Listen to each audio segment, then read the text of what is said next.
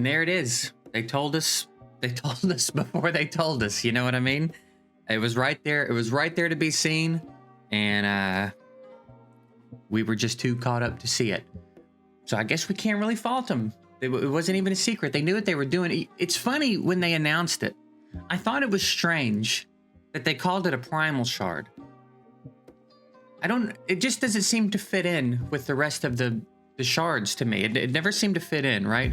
We've got Mystery, which I think for a long time I thought were mystical. Interesting. Mystery, Ancient, Void, Sacred, and then Primal? I don't know. It never seemed to fit. Mythical seemed like it would have worked. Mythical Shard seemed like it would have worked, but I guess you couldn't do that because that's also the name of the champion. But Primal seemed like a strange way to go. And I guess that's why. I guess they wanted some plausible deniability in whether or not they were being honest with us about whether or not it was a red ancient. Because that's what it is. Also, we got a different meme on the screen today. I made this one. That's my work. The other one was someone shared in my Discord, but so yeah, anyway, we've had these for a few days, and a few more people pulled mythical champions, shared in my Discord. Also, someone was talking about in the daily login calendar. Oh, I'm not beyond 270 days yet. I could log into another account and look, but apparently there's one in the calendar beyond 270 days. So you get one a month for free from the game, which on one hand you want to say, well, that's cool of them to do, but on another hand you want to say, look, dude, it's an ancient shard. It's a red ancient. Like, but it's better than nothing, and we'll take it. We'll take what we can get. It's better than nothing.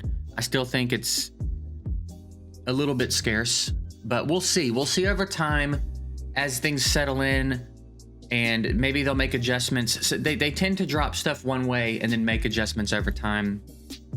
Now, again, I don't necessarily think those adjustments are based on any feedback. I think that they have a plan set in place long before they release something on how they're going to go and make tweaks as it goes to kind of string the player base along.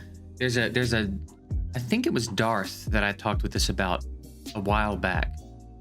But there's a thought on a tactic that some of these mobile game developers use where they probably have a year's worth of plans on things they're going to do to and for the game over time that they could just go ahead and do that would make the game better, but they kind of spread them thin over the course of several updates over the course of several months because it keeps people's attention longer. If they just made the game perfect right now, theoretically, people would start to get bored because part of the engagement and part of what keeps people interested are these discussions, right? It's the dropping the shitty update and having everybody go, I can't believe how bad this is. When are they going to fix this? They need to do this. They need to do this. And we all talk about it for a couple of weeks, and then they'll make a little tweak and everybody will go, okay, well, this is pretty good, but now they need to do this. And it gives everybody something to talk about, everybody something to get invested and interested in. And they just keep that pace going perpetually, right? It's a theory that sounds pretty reasonable. So there's probably a more polished, slightly better version of this system to come in the future. I don't know how long that's going to be.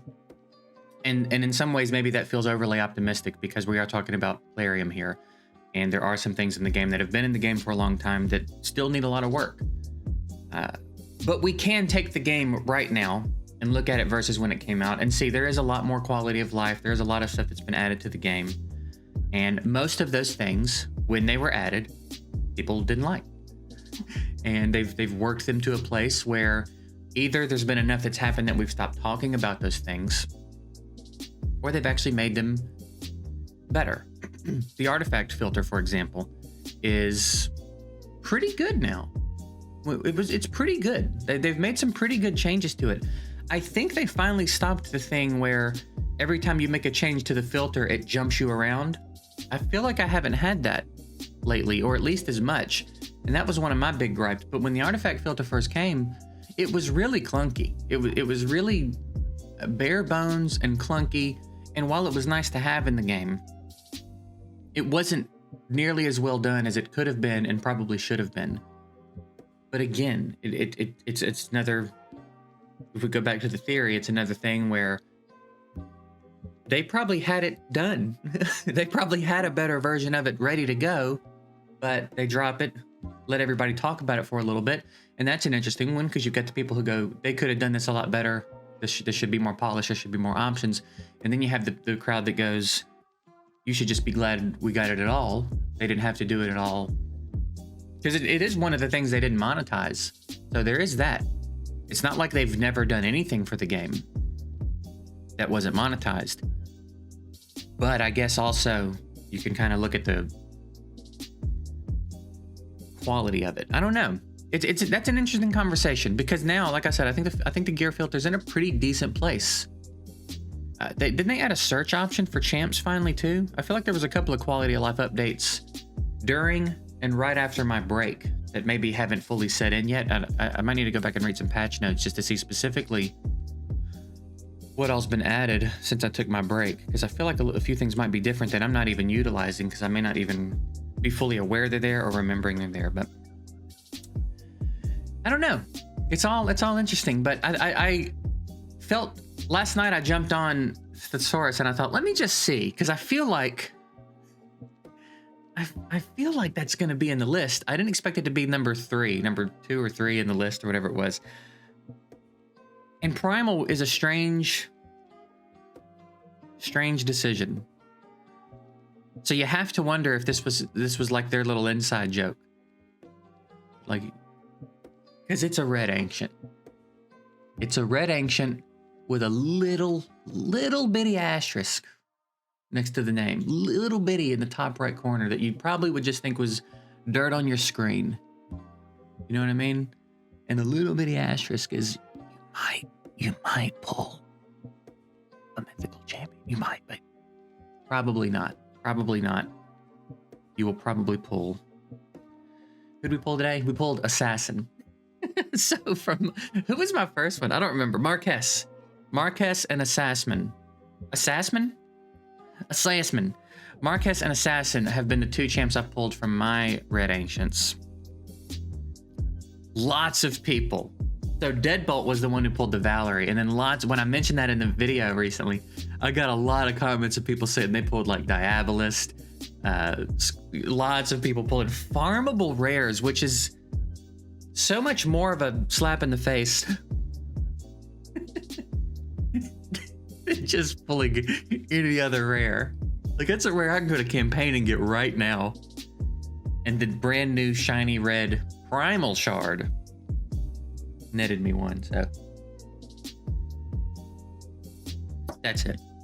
Doesn't need to be a really long video. I just thought that was funny. Thought there was a couple of interesting things to talk about with it. So I'm gonna get out of here and enjoy the rest of my weekend. I hope you guys have a good one. I said it in the Free to Succeed as well, but also here, if you didn't see that, good luck if you decide to pull your red shards today. I do hope you get something interesting. If not a mythical champion, at least a legendary or epic. Hopefully you can stay away from pulling rares. And if you get anything fun, let me know in the comments. Could be a big day for some of y'all. So have a good one. Have a good rest of your weekend. I'll see you guys soon.